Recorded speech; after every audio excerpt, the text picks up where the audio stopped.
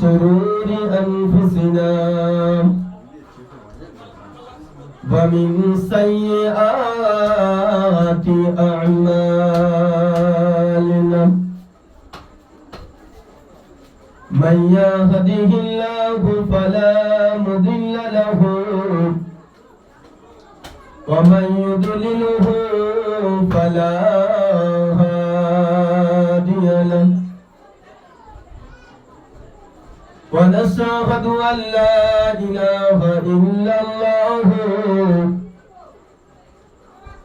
وحده لا شريك له ونشهد أن سيدنا ونبينا وحبيبنا ومولانا محمدا عبده ورسوله الذي أرسله بالحق بشيرا ونذيرا وداعيا إلى الله بإذنه وسراجا منيرا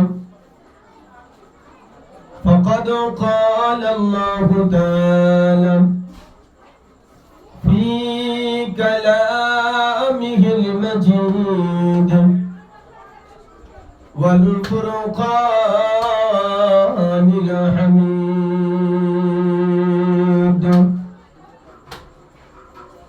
بسم الله الرحمن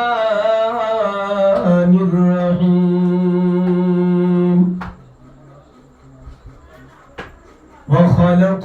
وخلقناكم أزواجا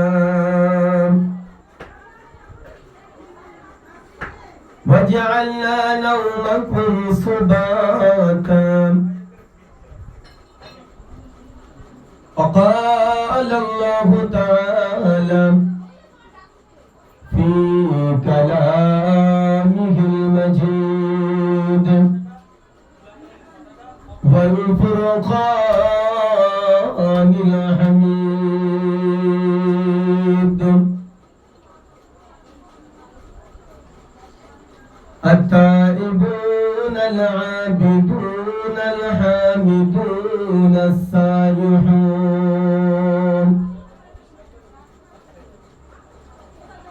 وقال النبي صلى الله عليه وسلم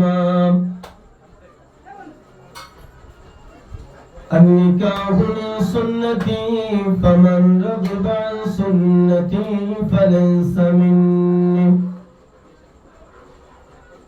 وقال الله تعالى في شان حبيبه مخبرا وآمرا إن الله وملائكته يصلون على النبي يا أيها الذين آمنوا صلوا عليه وسلموا تسليما درسل اللهم صل على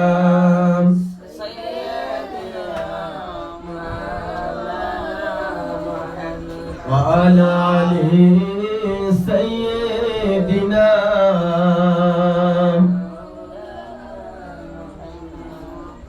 আমি লিখব চিঠি দেব তোমার পাখি পৌঁছে দিও রোজায় আমি লিখব চিঠি দিব তোমার পাখি পৌঁছে দিও রোজায় আমি থাকব এই আশার চিঠির উত্তর আসবে আমার গায়। আমি লিখব চিঠি দিব তোমার, পাখি পৌঁছে দিও রওজায়। আল্লাহুম্মা সাল্লি আলা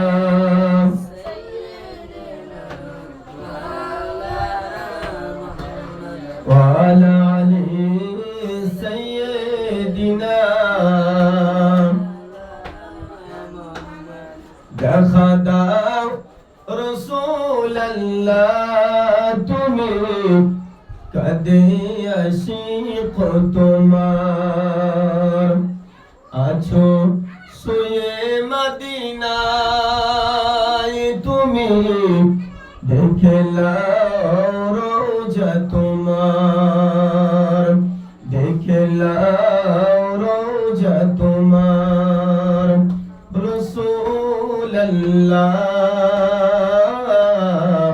কি উপায় হবে আমার। আল্লাহুম্মা সাল্লি আলা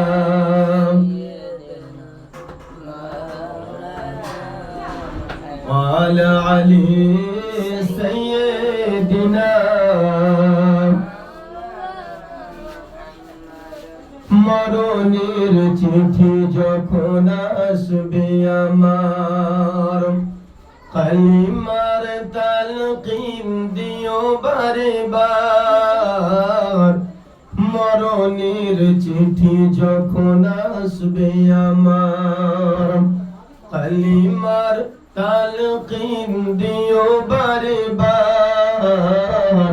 প্রাণ খুলে দেখব চেহারা তোমার, দেখে লাও রওজা তোমার। আল্লাহুম্মা সাল্লি আলা সাইয়্যিদিনা মাওলানা মুহাম্মদ ওয়া আলা আলি সাইয়্যিদিনা।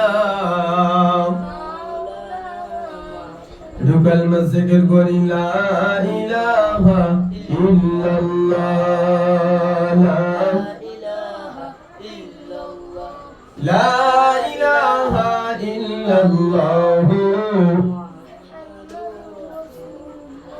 তুমি কাহরে বানাইলা রুহুল্লাহ, তুমি কাহরে বানাইলা খলিলুল্লাহ, তুমি কাহরে বানাইলা রুহুল্লাহ, তুমি কাহরে বানাইলা খলিলুল্লাহ।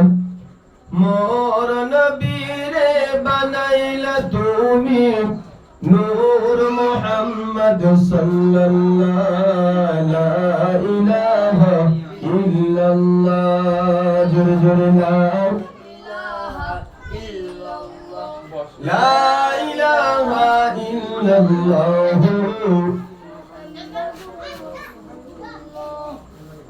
আলহামদুলিল্লাহ, যে রব্বুল আলামিন আমাদিগকে আজকের পৃথিবীর সমস্ত রকমের কাজ কর্ম বিরত রেখে দিয়ে আমাদেরকে কোরআন এবং হাদিসের দুটি কথা শোনা এবং বলার তৌফিক দান করেছেন, সেই মাহবুদের দরবারে আমরা সকলে একবার মন খুলে উচ্চ আওয়াজে শুকরিয়া আদা করি। বলুন সকলে আলহামদুলিল্লাহ। সাথে সাথে আমার আপনার নবী দিন ও দুনিয়ার বাদশাহ জনাবে মুহাম্মদ রাসূলুল্লাহ, সকলে বলুন সাল্লাল্লাহু আলাইহি ওয়াসাল্লামের উপরে অগণিত দরুদ ও সালাম বর্ষিত হোক। সকলে বলুন আল্লাহুম্মা আমিন। আল্লাহ পাকের মর্জি আজকের জনাব হাফেজ কামরুল্লাহ সাহেবের কন্যা তার শুভ বিবাহ উপলক্ষ করে আজকের এই অল্প সময়ে সীমিত সময়ে দোয়া খায়রের একটা ব্যবস্থা করেছেন। আল্লাহ পাক যেন কবুল করেন। সকলে বলুন আল্লাহুম্মা আমিন। আমি আশা করব বাড়িতে যারা কাজ করছেন তারা কাজ করেন, এমনি যারা বসে আছেন তারা এই মাহফিলে সকলে চলে আসেন। আজকের পৃথিবীতে আল্লাহ রাব্বুল আলামিন নারী এবং পুরুষকে পাঠিয়েছেন এবং আল্লাহ রাব্বুল আলামিন নারী এবং পুরুষকে উভয়কে আল্লাহ জোড়া জোড়া করে সৃষ্টি করেছেন। কোরআন শরীফের ভিতরে আল্লাহ রাব্বুল আলামিন জানালেন, ও খালাকনাকুম আজওয়াজা, আমি আল্লাহ তোমাদেরকে জোড়ায় জোড়ায় সৃষ্টি করলাম। আমি আল্লাহ তোমাদেরকে জোড়ায় জোড়ায় দুনিয়াতে পাঠিয়েছি। অতএব এই পৃথিবীতে আল্লাহ রাব্বুল আলামিন জোড়ায় জোড়ায় পাঠিয়েছেন এবং নারী এবং পুরুষ, মেল এবং ফিমেল দুজনকে আল্লাহ পাক পাঠালেন। এই দুজনের ভিতরে আল্লাহ রাব্বুল আলামিন কোরআন শরীফের ভিতরে পুরুষের 8টা গুণের কথা বলেছেন এবং নারীর 8টা গুণের কথা বলেছেন। আল্লাহ রাব্বুল আলামিন কোরআন শরীফের ভিতরে জানালেন, আতাইবুনা আল-আবিদুনা আল-হামিদুনা আস-সাইহুনা আর-রাকিউনা আস-সাজিদুনা আল-আমিরুনা বিল মারুফ ওয়ান-নাহুনা আনিল মুনকারি ওয়াল-হাফিজুনা লিহুদুদিল্লাহ। আল্লাহ রাব্বুল আলামিন এখানে 8টা পুরুষের 8টা গুণের কথা বললেন, যে পুরুষের ভিতরে এই 8টা গুণ থাকবে। আতাইবুনা সে তওবাকারী, আবিদুনাল সে হবে ইবাদতকারী, হামিদুন সে হবে প্রশংসাকারী। হ্যালো, হ্যাঁ বলেন।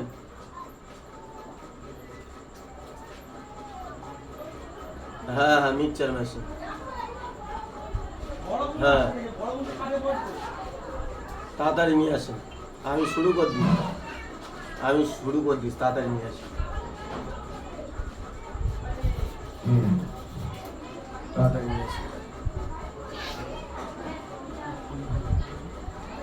আল্লাহ রাব্বুল আলামিন কোরআন শরীফে পুরুষের ব্যাপারে 8টা গুণের কথা আল্লাহ জানালেন এবং নারীর 8টা গুণের কথা জানালেন।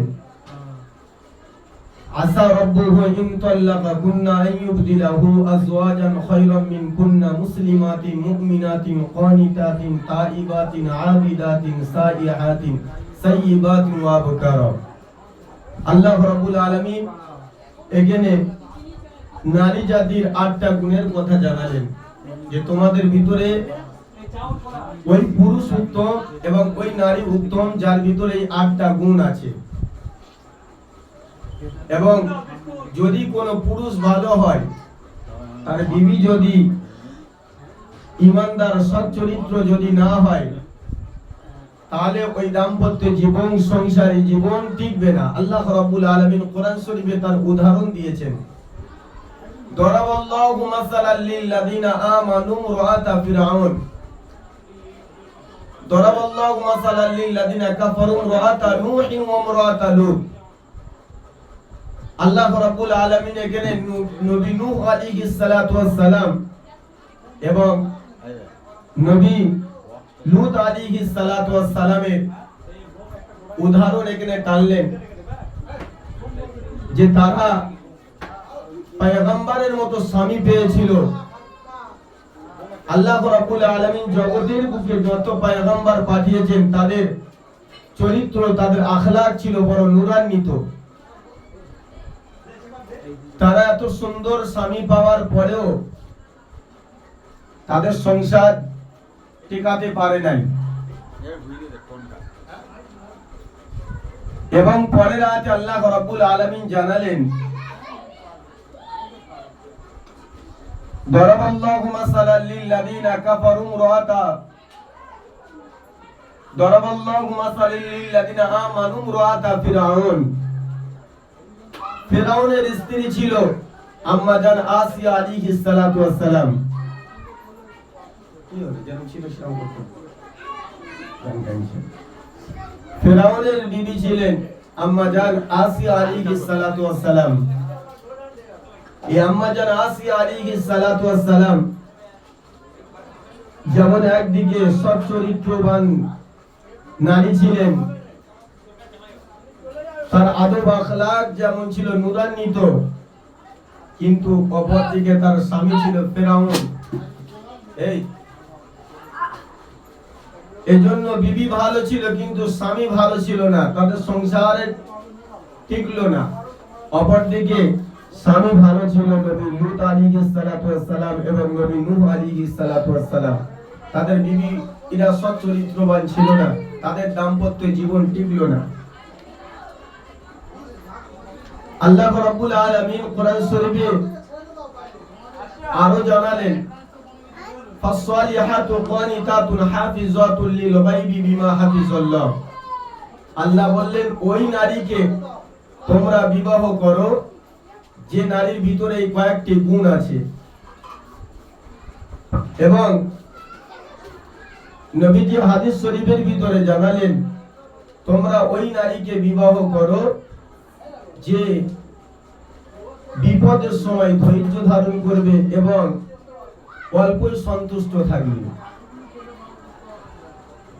তোমাদের ভিতরে ওই নারী উত্তম যে বিপদের সময় ধৈর্য ধারণ করবে এবং অল্পই সন্তুষ্ট থাকবে। আমাদের বিপদের সময় ধৈর্য ধারণ আমরা করি না। আর হ্যালো হ্যালো হ্যালো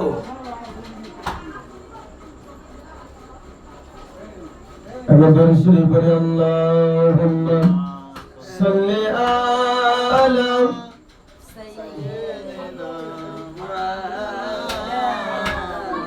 ওয়া আলা আলি সাইয়্যিদিনা।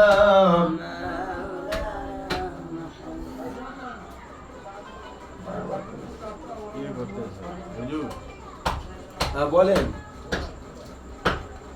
হ্যাঁ বলবেন তো, হ্যাঁ বলেন, শুনতে পাচ্ছি, বলেন বলেন। আরে বাবা শুনতে পাচ্ছি, বলেন।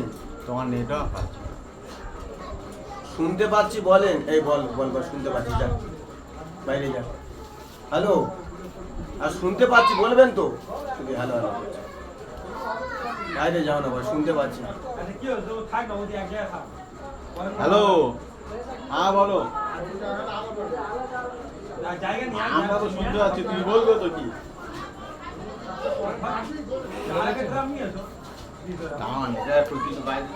ফোন করছি ভালো তো আল্লাহুম্মা সাল্লি আলা সাইয়্যিদিনা মাওলানা মুহাম্মদ ওয়া আলা আলি সাইয়্যিদিনা।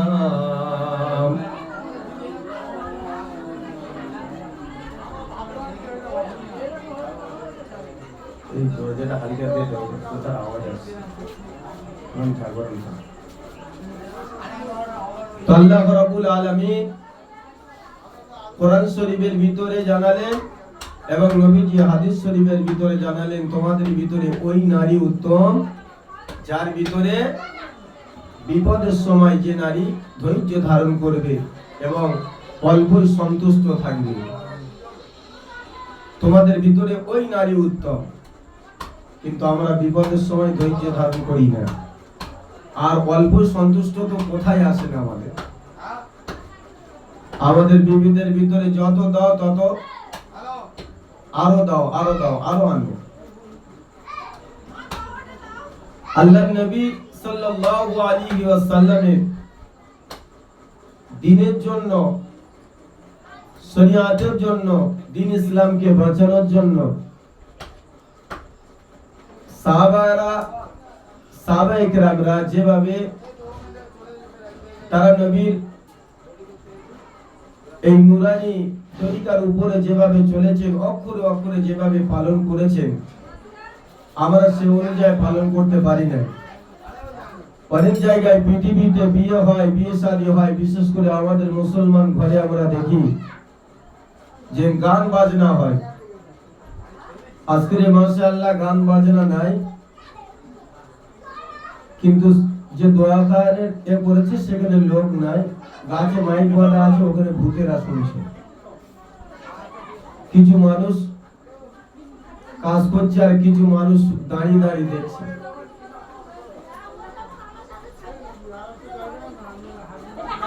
নবীজি হাদিস শরীফের ভিতরে জানালেন, আন-নিকাহু মিন সুন্নতি ফামান রাগিবা আন সুন্নতি ফালাইসা মিন্নি। বিয়েটা হলো আমার সবচেয়ে বড় সুন্নাত, বিয়েটা হলো সবচেয়ে বড় সুন্নাত। আর যিনি বিবাহ করলো না সে আমার উম্মত ভক্ত নয়। আমরা অনেক সময় বিয়ে মেয়ে দেখতে গেলে আমরা অনেক সময় তাদের লেখাপড়ার গুণ দেখি, লেখাপড়া দেখি যে মেয়েটা কি জানে বা মেয়েটার বাপের কি আছে, মেয়েটা কতদূর লেখাপড়া করেছে, মেয়েটা কালো না ফর্সা, লম্বা না বেটে, তার চুল কত বড়, হাতের রং দেখি, অনেক কিছু দেখি আমরা। কিন্তু আমরা আবার বেটা ছেলে দেখতে গেলে আমরা এটা দেখি যে সে আগে কি করে। সর্বপ্রথম প্রশ্ন করি সে কি করে, আসলে সে মানুষ কিনা এটা জানি না, আসলে সে মানুষ কিনা এটা আমরা আগে যাচাই করি না। আমরা দেখি সে ছেলেটা কি করে, যদি বলে চাকরি করে বলে কোনো ব্যাপার নেই, আগে দেখ। যদি বলে বিজনেসম্যান, ভালো বিজনেস আছে, ভালো দোকান আছে, ব্যাস আমরা দিতে রাজি হয়ে যাই। আসলে সে মানুষ কিনা, ভালো শুধু ঘর দর এবং ভালো বিজনেস বা টাকা পয়সা থাকলে যে সে মানুষ হবে বা মানুষের মতো ব্যবহার করবে তা কিন্তু নয়। তার জলজীবন্ত উদাহরণ আমাদের এখানে গত কদিন আগে ঘটে গেছে। কি তার জলজীবন্ত উদাহরণ আমাদের এখানে কদিন আগেই ঘটে গেছে। যারা মুসলমান নওজোয়ান যুবকেরা ও আমার মুরব্বিয়ানেরা,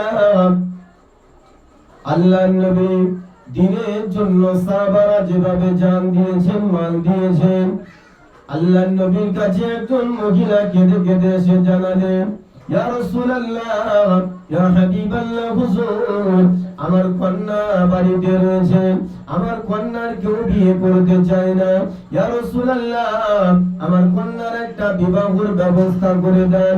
আল্লাহর নবী পরিচয় জানতে চাইলেন, ওই মহিলা সেদিনে জানিয়ে দিলেন, ইয়া রাসূলুল্লাহ, ইয়া হাবিবাল্লাহ, হুজুর আমি হলাম ওই মহিলা, আমি হচ্ছি ওই মহিলা যে মহিলাকে প্রথম দিন, বিয়ের প্রথম দিনে বাসরাতে স্বামী আমাকে ফেলে রেখে আল্লাহ দিনকে জিন্দা রাখার জন্য আমার রাসূলকে ভালোবেসে জিহাদের ময়দানে চলে গিয়েছিল আমার স্বামী। সেই স্বামী হলো হযরতে হানজালা, আমি হলাম সেই হানজালার বিবি। ইয়া রাসূলুল্লাহ, ইয়া হাবিবাল্লাহ, হুজুর আল্লাহ দিনকে জিন্দা রাখার জন্য আমার স্বামী জিহাদের ময়দানে চলে গিয়েছিল। ইয়া রাসূলুল্লাহ আমার স্বামী আল্লাহর আসমানের ফেরেশতারা আমার স্বামীকে তুলে গোসল দিয়েছিল। ইয়া রাসূলুল্লাহ আমার স্বামী ওই দিনে রাত্রি যাপন করার কারণে আমার গর্ভেতে যে সন্তান এসেছে ওই মেয়েটা আজকে অনেক বড় হয়ে গিয়েছে। যেখান থেকে দেখাশোনা আসে, যখনই শোনে যে পিতা নাই, বাপ বেঁচে নাই, অতএব ওই বাড়িতে বিয়ে দেওয়া যাবে না। শ্বশুর বেঁচে নাই মানে, শ্বশুর বেঁচে নাই মানে ওই বাড়িতে গিয়ে জামাই আদর পাওয়া যাবে না। আল্লাহ নবী দোনো জাহানের সন্তান, সেই দিনে খবর শোনার সাথে সাথে দয়ার নবীর দু চোখ দিয়ে পানির টসাখানা গড়িয়ে যায়। দয়ার নবী আমার মদিনার মসজিদে নববী শরীফে এসে হাজির হয়ে গেলেন। আল্লাহ নবী মদিনার মসজিদে এসে হাজির হলেন এবং দয়ার রাসূল সাহাবাদেরকে উদ্দেশ্য করে বলছেন, ও বাবা সাহাবারা শোনো, প্যারা মুসলমান নওজোয়ান যুবকেরা ও আমার মুরব্বিয়ানেরা, মুমিনেরা শুনে রাখো, আল্লাহর নবী দয়ার নবী আমার মদিনার মসজিদে নববী শরীফে বসে বসে সেই দিনে সাহাবায়ে কিরামদেরকে বোঝাতে লেগে যায়, ও আমার সাহাবারা, ও আমার সাহাবারা শোনো শোনো, আমি রাসূল পাক জানিয়ে দিলাম আমার হানজালা দ্বীনকে বাঁচানোর জন্য জিহাদের ময়দানে চলে গিয়েছিল। আমার হানজালা যেদিনে বিয়ে করে বাড়িতে আসলেন, রাত্রি বেলা বাসন সারলেন, সকাল বেলা যখন আল্লাহ দ্বীনের যখন ডাক এসেছে, জিহাদের যখন ডাক এসেছে, ফজরের সময় যখন আল্লাহ দ্বীনের ডাক এসে গিয়েছে, আমার হানজালা আমাকে ভালোবেসে, আমার দ্বীনকে ভালোবেসে, আমার হানজালা গোসল পর্যন্ত করে না, আল্লাহ দ্বীনকে বাঁচানোর জন্য জিহাদের ময়দানে গিয়ে হাজির হলেন, জিহাদের ময়দানে শহীদ হয়ে গেলেন। ও আমার সাহাবারা শুনে রাখো, এই হানজালার মেয়ে আজকে যুবতী হয়ে গেছে, এই হানজালা মেয়ের আজ বিয়ের বয়স হয়ে গেছে, কিন্তু কোন জায়গায় তার মেয়েটাকে পছন্দ করেছে না। কেন? শ্বশুর বেঁচে নাই, জামাইকে কিছু দিতে পারবে না, শ্বশুর বেঁচে নাই, জামাইকে পণ দিতে পারবে না, জামাইকে বাড়ি কিনে দিতে পারবে না, জামাইয়ের খাট আলমারি দিতে পারবে না, শ্বশুরালয় গিয়ে জামাই আদর পাওয়া যাবে না। ও আমার সাহাবারা শুনে রাখো, আমার হানজালার কন্যার কেউ বিয়ে করতে চায় না। আমি রাসূলুল্লাহ জানিয়ে দিলাম যে হানজালাকে আল্লাহর আসমানের ফেরেশতারা দেখার জন্য, আল্লাহর আসমানের ফেরেশতারা, আমার আল্লাহ পাকের আসমানের ফেরেশতারা আসমানে তুলে নিয়ে গিয়েছিল, হানজালাকে গোসল দিয়েছিল, হানজালাকে দেখার জন্য ফেরেশতারা একে অপরের উপরে কাঁধের উপরে লাইন দিয়েছিল, একে অপরের কাঁধের উপরে উঠেছিল। আল্লাহর ফেরেশতারা এত বেশি এসেছিল শুধুমাত্র হানজালাকে দেখতে আসার জন্য, হানজালাকে একটা বার দেখার জন্য। ও আমার সাহাবারা, আমি রাসূলুল্লাহ জানিয়ে দিলাম, আমি আল্লাহর হাবিব জানিয়ে দিলাম, আমার হানজালার মেয়েটার যে বিয়ে করবে, আমি রাসূল পাক সাল্লাল্লাহু আলাইহি ওয়াসাল্লাম, আমি ওই হানজালার মেয়ের জন্য এবং ওই জামাইটার জন্য আমি শ্বশুর বনে গেলাম। বলুন সুবহানাল্লাহ। দুরুদ আল্লাহুম্মা সাল্লি আলা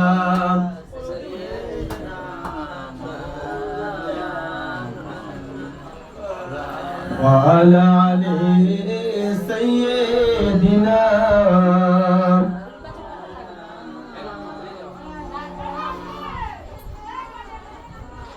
शहरे मोहब्बत जहाँ मुस्तफा है, वही घर बनाने को दिल चाहता है।